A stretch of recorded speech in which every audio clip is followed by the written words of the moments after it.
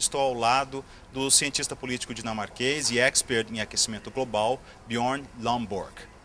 Bjorn, you talked about in your speech about global warming, of course, and it's obvious that this subject is nowadays extremely fashionable, but at the same time really scary, as you mentioned.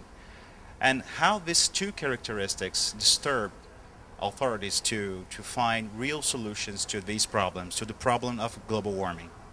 Well, if we're scared, witless, it's unlikely we make good choices. So fundamentally, we need to reduce the scare and increase the information.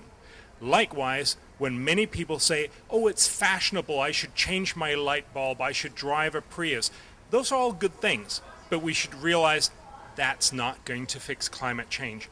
We need much more.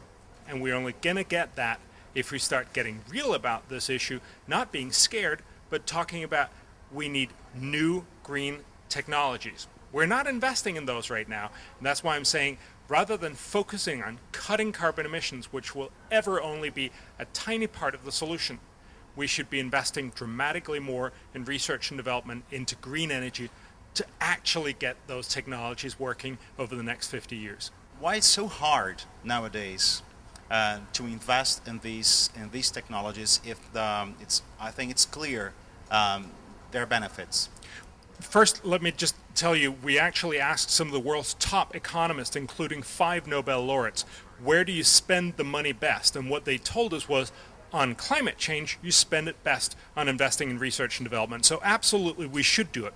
The reason why we're not is because it's politically much easier to go out and promise things that sound good. Oh, we're going to cut this much CO2. And then you get to promise a lot of subsidies to a lot of businesses that then like you, and in the case of the US, for instance, contribute to your campaign funds.